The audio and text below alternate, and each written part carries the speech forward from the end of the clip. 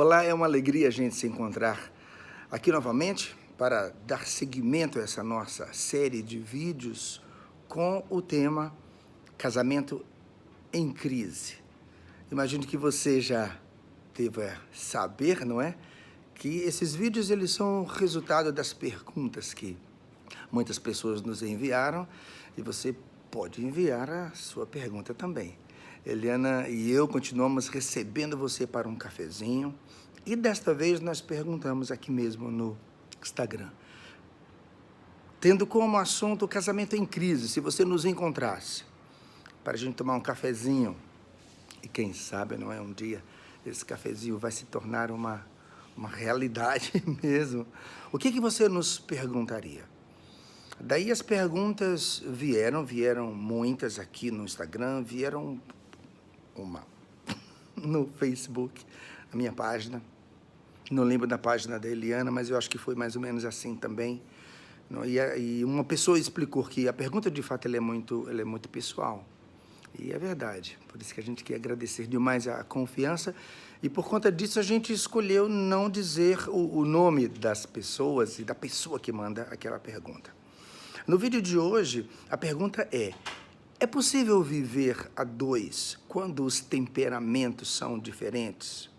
E a pessoa se refere a uma pessoa, a um que é sanguíneo, o outro que é melancólico.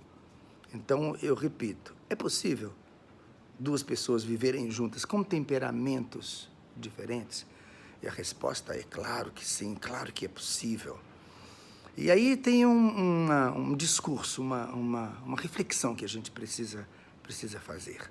Porque, na verdade, é muito difícil que nós tenhamos um temperamento igual ao temperamento de outra pessoa. E também é também difícil que um sanguíneo seja assim inteiramente sanguíneo. Ele pode ter uma prevalência de um determinado tipo de temperamento.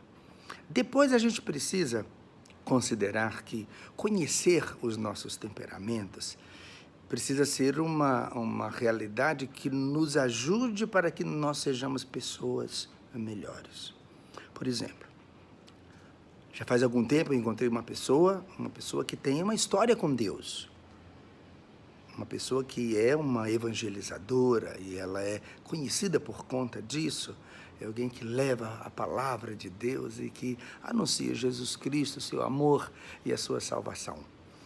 Um dia eu levei assim a gente falou uma patada, né? Uma grosseria gigante de uma pessoa com essas características. E a pessoa respondeu para mim assim: me desculpa, é que eu sou calórico, ou colérico, ou calórico. E aí eu fiquei completamente sem graça, não é? E depois comecei a refletir, e a minha reflexão, que naquele momento eu nem soube como me colocar, é que o colérico se converta, que o melancólico se converta, e assim por diante. Conhecer o meu temperamento deve me ajudar para que esse temperamento seja trabalhado, né, em todas as formas, como esse temperamento ele acontece em mim, como é que ele transborda no meu jeito de ser e no meu jeito de me relacionar com as pessoas de um modo geral. Portanto, é muito importante que, uma vez que a gente se interessa em conhecer o nosso temperamento, que esse conhecimento, que nós não usemos o conhecer o nosso temperamento para defender as limitações que surgem a partir de um temperamento. E eu penso que esse exemplo é bom, não é? A pessoa foi de uma grosseria gigante e ela disse: desculpa, é que eu sou uma pessoa colérica. Eu desculpo, mas, seu colérico, vamos entrar no caminho de conversão. Quem diz que o colérico não pode ser educado?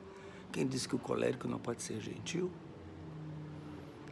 Então, partindo do princípio que nós estamos num ambiente entre pessoas cristãs, os nossos temperamentos e conhecimento deles, e quem sabe até você seja uma pessoa que se aprofunda nesse tema, deve ser uma ferramenta para que nós sejamos melhores, deve ser uma ferramenta para que nós sejamos mais de Deus, deve ser uma ferramenta para que a gente entre num caminho de santidade, deve ser uma ferramenta para a nossa conversão diária.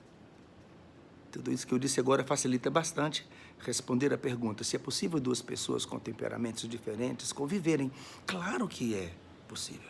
Se se trata de marido e mulher, como é o caso aqui, Eliana e eu já falamos várias vezes que marido e mulher vivem bem também quando fazem acordos. Não é? Se os temperamentos são diferentes e eles são conhecidos no sentido assim de que eu posso dizer para minha mulher que ela me conhece com um temperamento diferente do temperamento dela. Eu tenho um temperamento completamente diferente do temperamento da Eliana. Né? Eliana tem um temperamento, digamos assim, que é mais fácil lidar com a Eliana, porque a Eliana tem um temperamento que faz com que ela seja mais tranquila, mais acolhedora, que a Eliana tem um temperamento que ajuda a ela a se comportar de um modo mais sereno diante das circunstâncias da vida. Eu já tenho um temperamento diferente. Eu já tenho um temperamento, digamos assim, mais apressado, mais... Eu gosto de brincar assim, que às vezes eu avanço nas pessoas.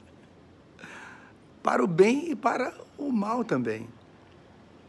Então, são dois temperamentos diferentes. Por que que a gente vive bem, apesar da gente ter temperamentos diferentes? A gente vive bem por uma razão assim, que eu penso que é mais importante dizer aqui, porque nós estamos num caminho de conversão. Porque conhecer o temperamento não é um lugar onde eu chego e aí eu digo, é assim que eu sou e aí eu vou justificar uma série de comportamentos. Não, eu me coloco no caminho de conversão. Esse caminho de conversão de uma pessoa que descobre o seu temperamento é um caminho de santidade. É um caminho para buscar a maturidade como pessoa, a maturidade como cristão, e a maturidade é exemplo da pessoa de Jesus Cristo, não é? Nós nos encaminhamos para esta maturidade. Desculpa. Então, imagine um casal com temperamentos bem diferentes, mas que estão dispostos a se ajudar para se colocarem num caminho de conversão, para se transformarem cada vez mais em pessoas vivendo a santidade, a exemplo de Cristo, no seu temperamento, na sua humanidade. Então, esse casal, ao invés de considerar que os temperamentos eles são obstáculos, o temperamento ele é um caminho. Eu conhecer o temperamento é uma via para este crescimento. Então, a resposta é sim, é possível, se a gente vir nessa ótica. Se a gente não entra neste caminho, eu penso que, de fato, conhecer o temperamento vai ser uma coisa que vai servir de quê, não é?